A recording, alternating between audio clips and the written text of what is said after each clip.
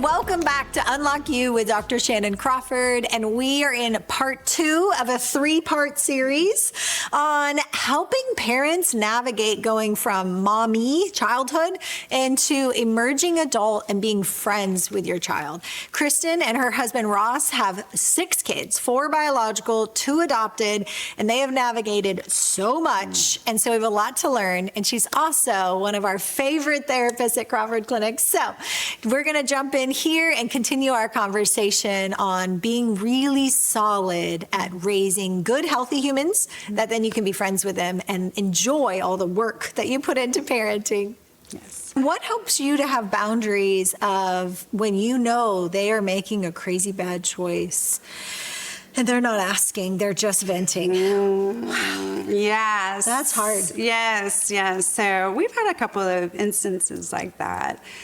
And it's hard, but because they're in the season where you have a little bit of control, you know, we're actually fortunate. We're in a situation where we pay for them to go to school, right? And so we kind of delicately remind them that, and they're there on a parent-given scholarship, you know? You're welcome. Yes, you're welcome. And so there are times for that, you know, where you remind them that, hey, you know, we don't use mom and dad's money for that, right? If you want to do that, go make your own money. Go, you know, you're old enough, you can apply at whatever job you want to. And so I think there, you know, that's the delicate balance of, you know, the influence and then the instruction, right? The instruction comes back and the influence comes forward. And it's more like a conversation. Like, hey, you know, this is what it looks like to be respectful with mom and dad's money, right? And what you just did, what really wasn't respectful. And so what we would like to see is this. And then you move on. There's no grounding, there's no punishing, there's just, okay, right? Because you can't ground them and you can't punish them like you can't, right? And so I think starting to practice the letting go of the punishing and the letting go of the grounding and the, you know, and just using your words to really instill integrity in their choices, right? Because their choices reflect who they are as a person, right? And then going deeper, it also reflects who we are as a family, right? Good. It's creating a sense of connection. Like, it's okay not to want to disappoint your parents, even in college, right? Absolutely. And so having that as like a transformative situation where you're moving from punishment to influence, it's definitely a transition. Especially when they get to college and they start, you know, like, oh, well, he does that. Oh, I haven't seen that. I'm gonna try that. You know, but they're in that, they're trying on different roles, and that's normal, right? And you're like, nope, not that one. No, put that hat down. You know, and so, and also like having, being on the same page with Ross, like with her husband. Yes, with my husband. So making sure that we are united in a united front as we go into the fire when they're making bad choices. You know, so one doesn't come at me for money or the other one come at him for money, but we're like, okay, we're not doing that. You know, and we're walking forward together in unity. And I think it creates a sense of, okay, boundaries are good. Boundaries are so good. And not only in really like familiar relationships, but any relationship. Agreed. And so I want to go back to the part of when giving that feedback, how important tone is. Yes. So tone is something that we don't necessarily think about in a day-to-day, but I could say, oh, you did that? Or I could say, oh, you did that? Tell me more. One sounds inquisitive and curious and inviting more information. The other one sounds like, you did that. You have failed my expectations. You are a disappointment. And the crazy thing is, two of our most important levels of communication usually no one talks about. One, it's your facial expressions. Yes. So RBF is real. And I've worked with lots of parents and their kids that they don't realize the facial expression of when you're talking is speaking volumes. Yes. And then secondly, what tone of voice? Is it kind and curious and invoking curiosity? Mm-hmm. Or is it already a veil of disapproval in what you're doing? Mm-hmm. And humans, no matter how much they act like they don't care what mom and dad think, they absolutely do care. Yes. People want to be approved. It's our greatest need is to belong, be attached. Mm-hmm. So the kids that protest too much may actually be the ones that care the most. Yes. Because they're afraid they've already disappointed you, so they act like they don't care. But you could win over a hard-hearted child just by showing interest and curiosity and then earning the right. So think of it as a bank account that you earn the right through the fun, through the kindness, through the curiosity, through being a safe place for them to vent without feeling judged. And then I love the expression, may I share my thoughts? May I share some input? Yes. As an outsider, you're an adult now, I'm conveying respect by already starting the conversation that I'm now not your mommy. I am now an adult to an adult saying, hey, with some life experience, I'd love to share where this might lead. I'm not sure if you've thought about that yet, and I'd love to start a conversation around that. So what you're doing is you're activating the mature part of them versus actually activating the younger part that you're still in control and the expert. When you invite someone to say, I give you permission to speak into my life, you're calling forward the more mature part of their personality versus calling forward the rebellious, I am an adult, kind of like me saying, Mom, I've gotten through grad school without mommy. Like, thank you. Yeah. That evoked a younger, more immature version of me, and it didn't go well. Mm-hmm. On the other side, we also learned how to do a really great job of, hey, can I share some thoughts around that? And I would be like, oh, yes, thank you. I want your wisdom. I want your counsel, because it felt like a choice for me. Yeah. Versus it was being given without actually me getting a choice if I'm asking for it or not. And that was one of the things that really helped protect a friendship with my mom. Mm-hmm. So what's that been like for you guys? When you were saying that, I was thinking about vulnerability. And there is a higher level of vulnerability with your adult children because they're out there in the world screwing up. They are, or, screwing up and making, doing well at the same time. Yeah, right? Exactly. You're like, oh my gosh, this is a roller coaster. Yeah. And you can come to the place where you're vulnerable with them. You're like, hey, something like that happened to me. Mm-hmm. It's a sweet spot for you to hand them the vulnerability. Yeah. I've been hurt too, and I made bad choices, and I just want you to know that, we're gonna get through this together, right? We're gonna really, really, really come together on this one, and we're gonna do all the things that we have to do. Yeah. Right. But the other part of that is the balance and the boundaries. Mm-hmm. So with vulnerability comes discernment. Mm-hmm. How much do I tell them about what I've done? Yeah. Right? Because you don't necessarily want to say this thing and give them the ticket to do it. Right. Right? Right. And so it's a delicate balance of vulnerability and discernment that goes with fostering that relationship and what that looks like, right? So I'm not, if I did something crazy in my past that they're doing right now, I may not tell them, hey, I've done that, because that's going to be their license to do it. Well, you did it and you turned out fine. Look at you. You're a stay-at-home mom, and, you and dad are have a great relationship, and all these, they'll be like, you're fine. Right? So I don't want to give them that ticket. Yeah. But I do want them to know, hey, I feel you. Yeah. And if there's something I've done that isn't the ticket, I'm going to talk to them about it. Yeah. I'm going to let them into my world a little bit more. Right. Right. And that's where you start the friendship. Right. When they're like, oh, I know that about my mom. And And I think hopefully they're not using it against me, right? Leverage, yeah, exactly. And I think there's an element of that of like, I don't feel like I have to hide my mistakes. Yes. Because you've done it too. We've both lived through it. And yes, there probably was a cost. Yeah. And I think at times it's okay to say, you know, I actually did make that choice. And that may not be your experience, but one of the costs that I experienced was X, Y, and Z. Yeah. I'm not saying that's going to happen to you because scare tactics don't work when the prefrontal cortex of your adolescent is not online.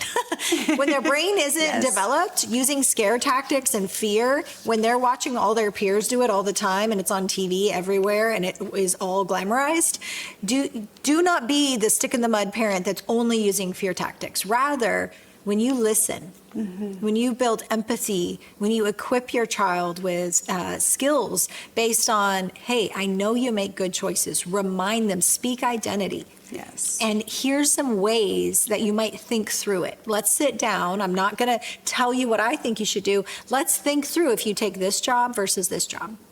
Or if you date this person or you don't date this person. Let's learn how to do critical reasoning skills as a family versus telling you what I think you should do and not do. And then now they're off on their own and they're very likely to replace an overly inserting parent with an overly inserted romantic partner, professor, friend group. You don't want your child being so susceptible to people telling them what to do and or rebelling against people telling them what to do. Teach critical reasoning. And that was something I think my parents did really well. You're going to encounter these situations. You have free will. You're your own person. We're not going to be there, nor is the safety net of high school where we were there to back you up. That's not going to be there. So let's think in advance, what are the stakes of those choices? What are the high ticket items that will actually truly influence your life? Not in a scare tactic way, but in a equipping them with the reality of what this generation is like. Yes. I'm not using a tone of condescending or control or fear. I'm using the implied message, you're smart, you make good choices. And the power of telling somebody you make good choices. This is what I know to be true about you. And also when they fail, reminding them, even though this happened, I still know that you make good choices. Yes. And let's get back up and let's be resilient. And this is how we do it. So any last takeaways as we're wrapping up? Because I think we could go all day. Yeah, and I do think more episodes. You were saying something and it triggered like, I had to learn how to ask the right questions because you have such a narrow amount of time now, right? Yeah. How to ask the questions, how to say them, tone, speech, all of it. And so the one thing I always do is I never say why. Yeah, that is a trigger word in all relationships. Don't ever say why. Just say, what was going on when you were thinking that way? Yeah. What did you feel? Or, what was so much better than why? And of course I probably had to learn the hard way, but it's really, really a good tool for that connection. And it opens up the door to so much more. Yeah. Because when you say why, it's defensive and it gets you a one quick answer. But what is like, oh, well, I was feeling this and I thought of this and I did this. Yeah. It elicits the creative thinking or the critical thinking. And one thing that Ross and I have always done really well is encourage our kids to ask questions. Yeah. Especially in this day and age when there are so many people trying to get to them. Yes. To influence them. Yeah. To make them think that what they think is truth. Right? And so asking questions and instilling them to ask questions, and there's also going to be the other side of that where they're going to ask you questions. And so those are the last little bitty takeaways from that, the transition into the adult friendship with your older children. Yeah. Yeah. It's so key. Yeah. And then for you, when you're working with families, what are the biggest things that you're like, man, I just wish parents knew that? Oh, that's a good question. I'm putting her on the spot, so give her a minute. Yeah, I would say let's find our connecting point. Yeah, exactly. Right? Every family is different. It looks different. Yeah. You know, it's a million different personalities and emotions coming together. And what is that connecting agent? Yeah. Right? Yeah. Let's build some love maps. Let's create connection. And not everything has to be so serious. Like, Right. you know, I want my clients to have fun, right? And, you know, we can do the hard work, right? We can go and work on our inner child. But I also want to create an environment where it creates, I want to work on this, right? I want to have fun with my family. Yeah. Like, it's worth it. Yeah. Right? Yeah. And so I would say, you know, find that agent, that connecting point, and then find a way to have fun. Yes. And lighten it up. Yeah. I like it doesn't have to be, you know, it can be like, oh, okay. You know, we just had it out in her office, but hey, we're going to Chaloso after this. You know? Yeah. Like, the repair is quick. Yes. A quick repair is an agent of connection and a quick repair. Yeah. Probably be my Yeah. two main things. Yeah. And ironically, I would say not being afraid of conflict. Yes. Because so many times as a family, it's like we just want everybody to play nice. I want everybody to get along. We are the dedicated peacekeepers and we don't want conflict. But ironically, there was a situation of a family I was working with, and I was working with the mom and daughter, and the mom was just like, literally, our daughter is making the craziest choices with boys and romantic situations right now and dating apps and all this stuff, and we don't even recognize her. And so they were trying to be so nice, so sweet, so loving and supportive and have no boundaries and just try to be the friend in a way that wasn't helpful. So that's why we've kind of talked about the balance of be a friend and high boundaries, invite them to think curiously. And so I encourage them to have that hard conversation, like, again, not why, but what. Yes. Hey, can you help me understand what's going on with your heart regarding dating? And so the girl, it didn't go well. She got upset because she wasn't used to people asking questions. She was used to being autonomous and kind of indulging parents who were permissive and let her do whatever she wanted, because parents are being indoctrinated that you shouldn't have boundaries and you should just be their friend and let everything just be kumbaya. And that was not helpful.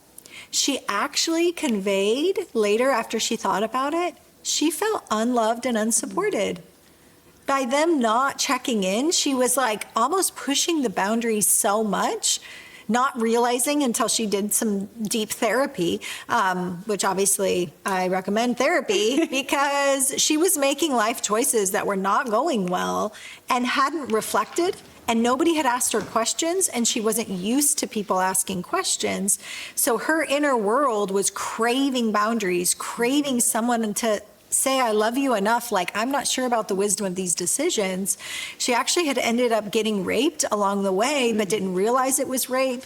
She had said no, but she kind of put herself in a position. So there was a lot going on that wasn't talked about because they were trying to be nice. And trying to be the nice, people-pleasing, peacekeeping family. While that seems good, it was actually allowing things to grow underneath. And the message her heart was taking is, you don't care enough to even ask me about where I was last night or what I was doing or who I was with. And the fact that somewhere inside, I know I didn't actually want that sexual encounter. And so for parents that we're in a generation of like, everybody is just their own person and we're supposed to magically accept that kids can make their own decisions at a very young age.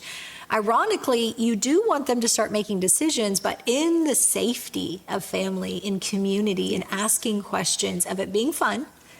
But also being willing to have hard conversations, willing to challenge, willing to be curious. And for her to have that conversation with her parents and her parents be like, oh my gosh, we were thinking we were doing the right thing.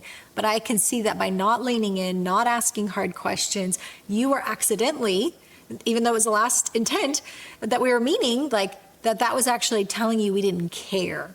Yeah. And there's a lot of adolescents that their inner narrative is, my parents just don't even care. Like, especially kind of wealthy families, a lot of times their kids are like, I just don't even think my parents care or notice. Like, they're so busy with their career or their finances or their volunteerism or their church work or whatever they're doing out there. I don't even think they care.